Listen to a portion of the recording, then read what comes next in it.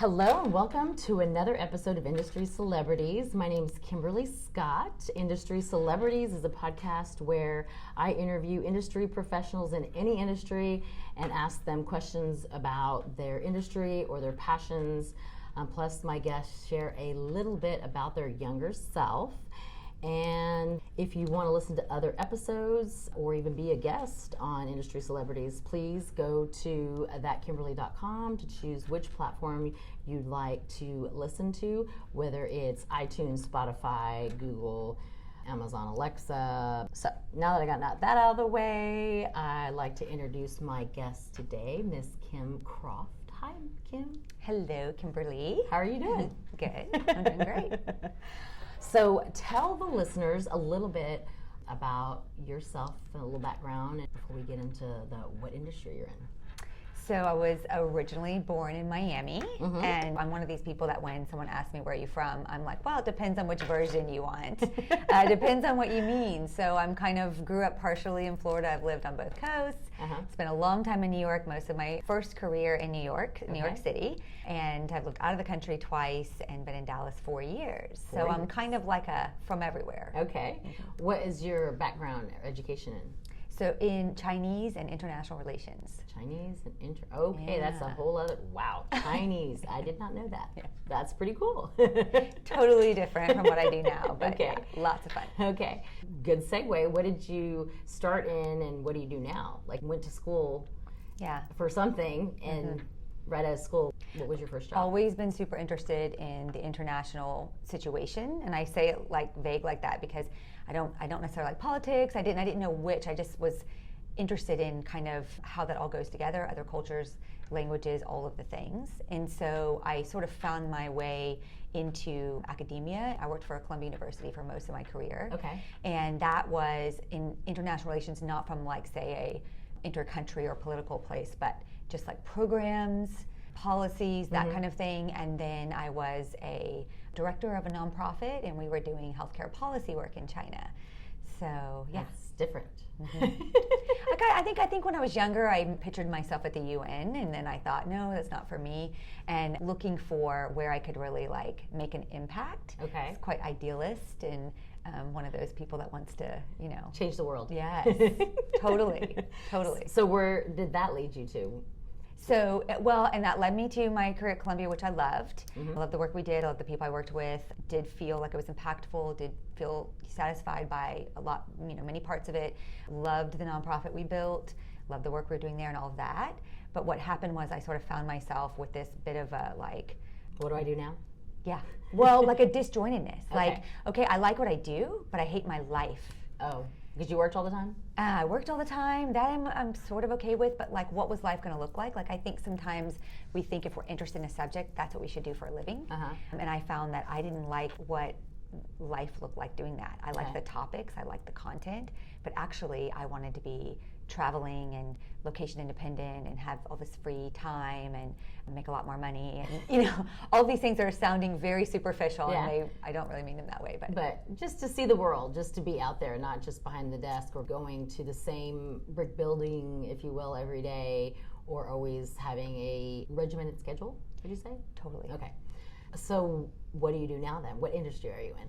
So I am now in health and wellness. I am a consultant for a network marketing company. Okay. So completely different. So health and wellness products. Okay. Network marketing. Okay. My role is really like a brand ambassador. That's not my title, but that's really how we function. We're really promoting the brand. Okay. And it's very much of, even though it's products, it's very much of a lifestyle brand. And so we're really promoting a healthy lifestyle and like what, that looks like. Okay. And what's the name of the company? Arbonne. Okay. Yeah. Wow. So how did you find Arbonne? Yeah, I know. I usually say it found me. I really do feel like this happens to a lot of people. You wake up one day and you're like, life does look the same. And then you start going, is this what I'm going to be doing forever? And is my impact big enough? And is what I'm getting out of it actually going to be worth my whole life? Yeah. We spend 75% of our time at our job. We spend our time, our best energy, our best years, our best everything with something that maybe we picked, maybe we didn't. Maybe we chose the topic, but we didn't choose like the actual setup. Yeah. We took whatever job came to us. It led us on a path. We went on that path. I started looking at that path, and it should have looked good. But I found myself saying, I don't see my family. I don't own my time. I'm somebody that's going to give 150 to whatever, 200%. And I'm in a system that will never really reward me for that. You know, this sounds kind of morbid, but at the end of it all, am I going to look back and feel like that's the way I wanted to spend my best years? Yeah. And for me, it just wasn't enough. Not from a how I generate my income standpoint. Okay. So I felt like I began to look at it as something I could volunteer my time for that, but I don't know that I want to support my life or generate, you know, via that method. Okay. And so I, you know, as you can imagine, began looking. So you started actively looking.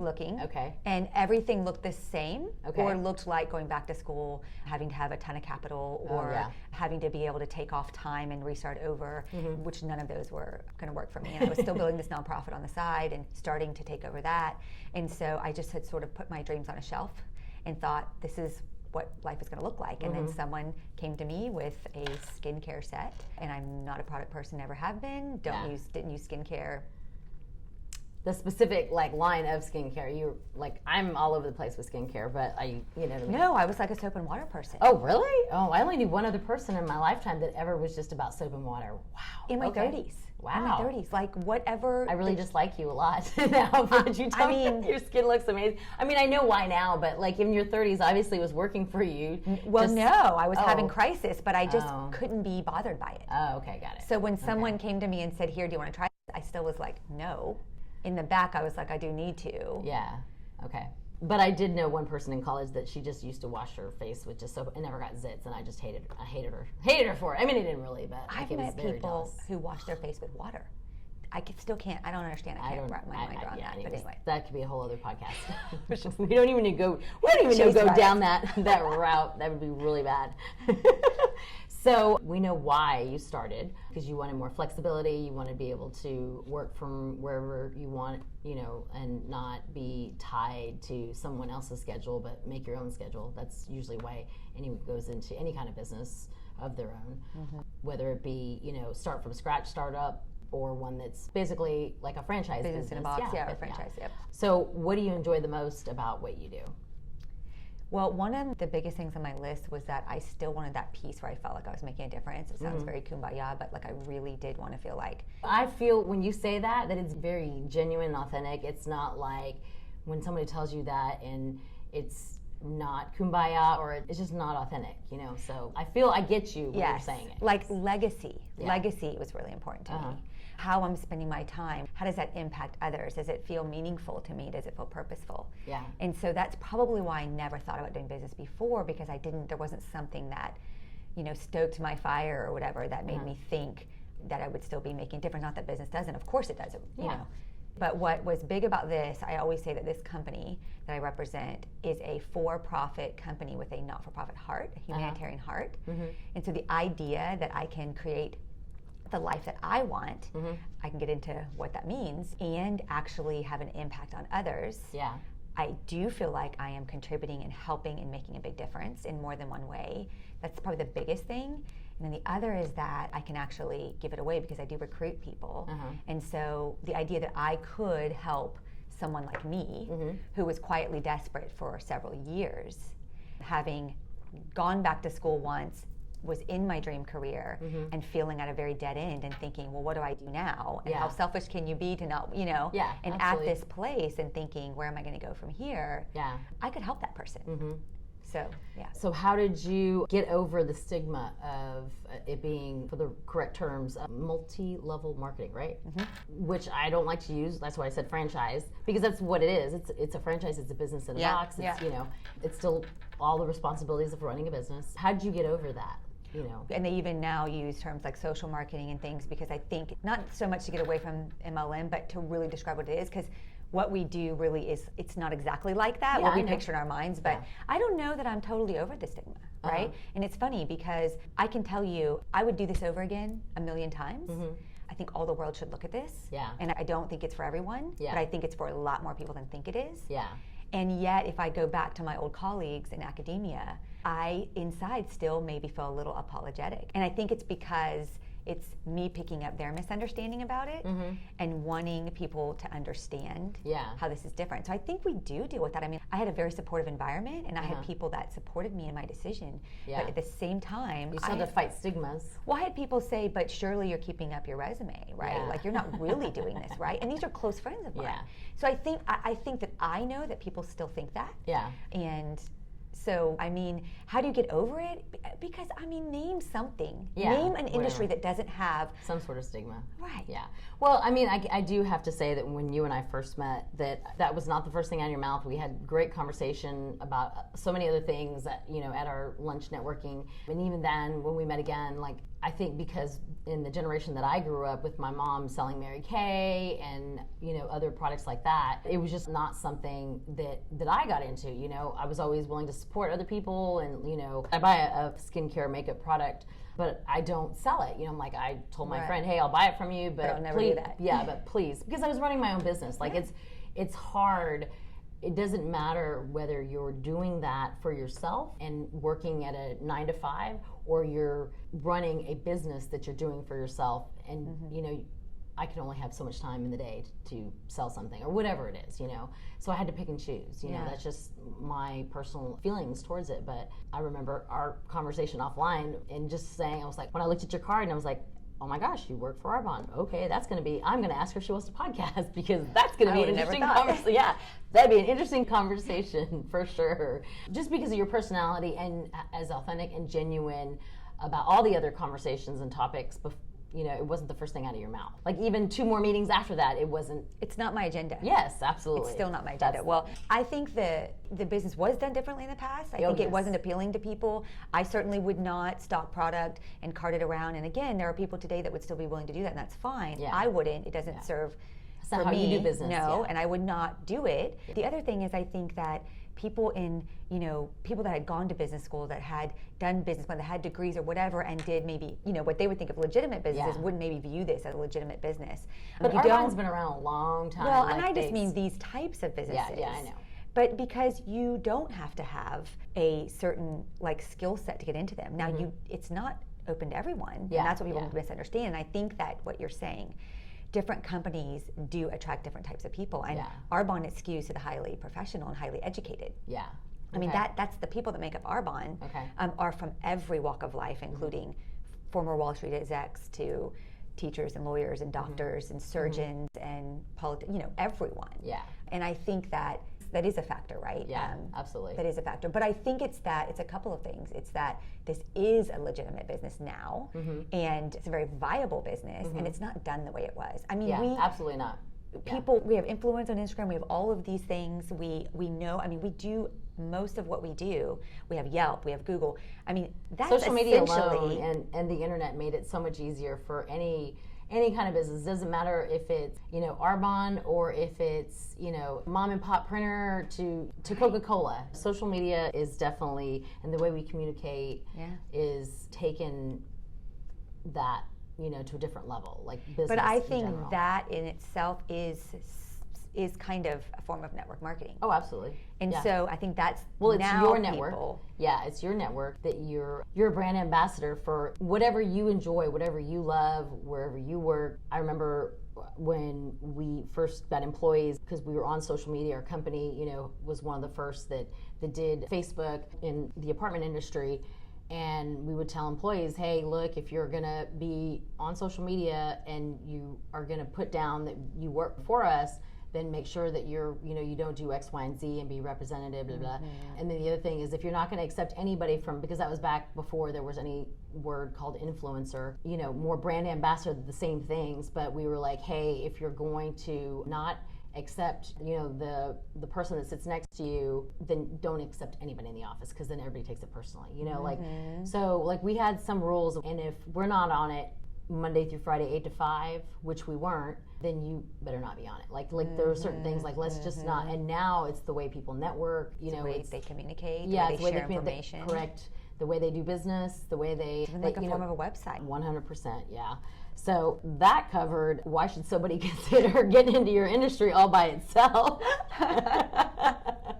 But we could definitely podcast. We could do other topics, because I was very intrigued on just that side because of, like I said, growing up seeing my mom, she worked for State Farm for 35 years and did Mary Kay, and she dabbled. It wasn't like she ever got the pink car, but she was always about that, and Herbalife, I believe, was the other one. But it just never went anywhere. So when I started my own business, it was like start up from scratch, the hardest thing it ever, it was like birthing a child. And when I tell people, I went to college for my BA and nobody's ever asked me my transcript, but I earned an MBA from starting the business. I didn't know what I didn't know, and it was definitely, the best experience in how to start a business, from scratch. So, well, I was just thinking that the gig economy didn't exist back then. And wasn't necessarily accepted, and now there is literally for the listeners, what's the gig economy? Side gigs. Oh, yes, side gig. The idea of a side gig is so prevalent and real that there's I want to say it's 55% of people have a side gig in America, and it's okay. They earn 50 or so around of their income via that. And these are professionals, not just millennials in college. But of course we know they're into that. But I think it's a different day and time. Well, 100%. Gary Vee always talks about our parents didn't have the opportunity of the internet to do a side gig, to go and be passionate and love whatever it is that you love and sell that. Do that, and when that income takes over your 9-to-5 income, then you stop the 9-to-5 and do what you love to do every single day, because then it's not work. That system also was okay on one income. We live in a different world. Multiple income streams are considered very, very wise. I mean, there's plenty of people that love what they do. They just want that side. It's funny because if I think back, on one hand, I really, really value my journey, and though I felt trapped for years talking about what would I say to my younger self? I think my younger self, I would say, pursue your dream quicker and know that you could do anything. So I was raised by artistic parents who did say you can do anything, but I'm a very practical person. So I think it was very structured? Not structured, actually. Very free-spirited. Okay. But I'm practical. Okay. And so that only works for some people type of thing. And so I would have told myself to go after that sooner, do the crazy things earlier. But I think into my career... The crazy things as long as it doesn't get you into trouble. Yes. Not talking about anything illegal. Adventurous, not illegal. In my career, I do value even being stuck, because if I hadn't had some desperation, I would have never been open to something like this. I definitely was the person that would never have done network marketing. And to this day, though I now believe it is one of the most viable options for half the planet, I really do, and I really believe that everybody should take a look, if not just to open their mind. I won't go into why, for the sake of time, right? Yes. But I wouldn't have given it a chance if it weren't for this particular company, because of the culture, history, how long, 40 years, all the things about this company, I wouldn't have been open to it. So I also wouldn't have even been open to this company if I hadn't been desperate. Correct. Because I was very serendipitous, very all the stars, God, whatever you want to call it, all aligned. Or like perfect storm, because it was feeling more like a storm. But things were bubbling up. Well, when you're doing what you believe you are supposed to be doing with your life, well, how do you deal with that crisis? Yes, that's also going back to any business. Like you have to be passionate and love whatever you're selling, whether you are doing network marketing or you're doing a startup or you're working for, I don't know, widget company X, I don't know. You have to believe in your service or your product and be passionate about it in order for you to want to get up every day and do it. Because if you don't, then you shouldn't be there. I agree. It's something that I feel that our grandparents didn't have the choice.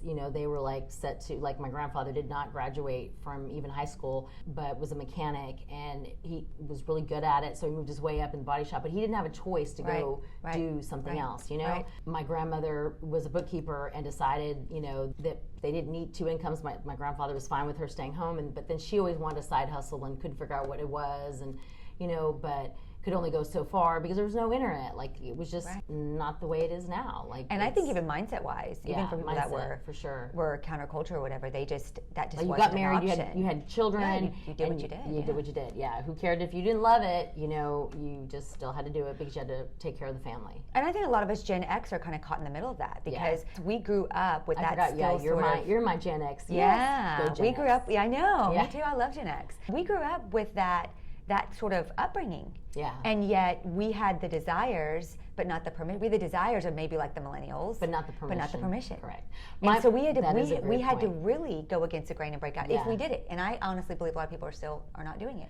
Yeah, not a lot of Gen Xers. Yes, that like I feel it's coming around. I hear and feel more. I meet more people that are taking that leap.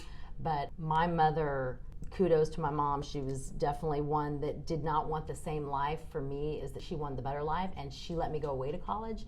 And I remember when she had to tell my grandfather, because my parents were divorced, so my grandfather, even though my dad was around, you know, just for some context, my grandfather played a huge role in our life. You know, I learned a lot from him, loved both my grandparents, but he looked at my mom and said, if anything ever happens to her, I will never forgive you, because he was pissed that my mother would be okay with letting her only daughter, the youngest, go away to college, because that's not what you did.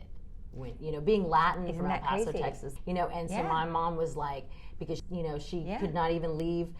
For her to leave the home, she had to be married. She could not just go out and get go away to college and get an apartment with her friends. That was not in the cards. She had to have a job. She gave her check to her parents, and the only way that she could be leaving her father and mother's under their roof was if she was married, and that's what she did. And unfortunately, you know, my parents divorced, but you know, and she went back and got her degree, you know, and then ended up getting, you know, each always got a better job and got a job with State Farm and retired with them. But it was a way to do it. Yeah, but it was just setting the car. So she's the one who set me on that track of like, you go do it, you go try it, whatever it is. I support you. We'll figure it out.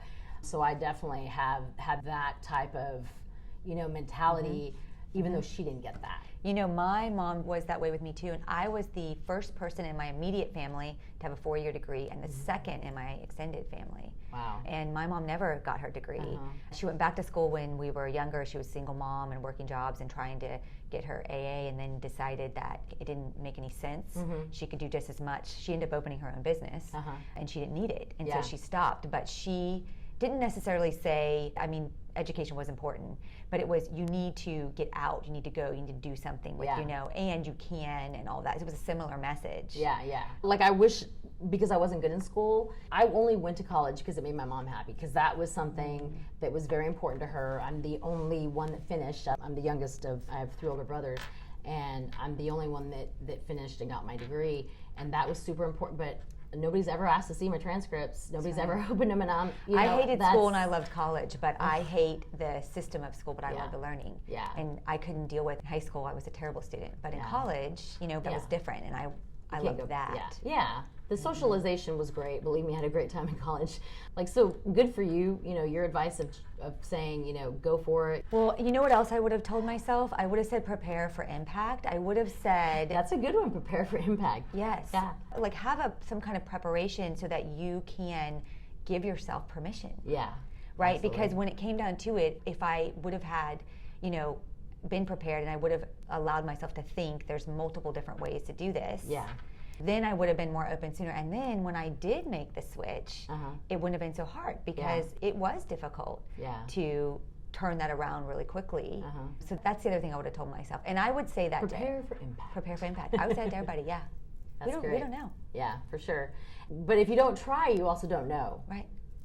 Like, that is something I always tell my nieces and my nephews. How are you going to know if you don't try? Like, even moving to a different city, how are you going to know you don't like that place if you don't try it? Like, you just... Well, and you know, my little long, hard road when I first started, when I switched my industry to do what I do now, taught me grit. Yeah. Taught me perseverance, and it taught me that I can do it. Absolutely. Somebody that was unlikely, that wasn't, you know, didn't fit the mold or whatever. And I think it also gives me confidence for other people that I do have a message for people, whether or not they ever do network marketing or anything with me. Yeah. Gosh, there's so many ways and things. There's ways to do life. We don't have to be stuck. Absolutely. Even in a good thing. Absolutely. Well, good for you. Thank you. Thank you.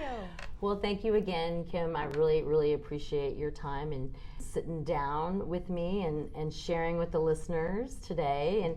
And if you know a friend that can use Kim's message, send this to them. And while you're listening to this podcast, please rate it wherever you're listening to the podcast on. And how can listeners get a hold of you if they want to connect with you? My email address is kimcroft5. Okay. KIMCROFT5 at Gmail. Okay. And my website is kimcroft.arbonne.com. Awesome. Okay. And until next week, stay positive and remember, sharing is caring. Thanks, guys. Thank you so much.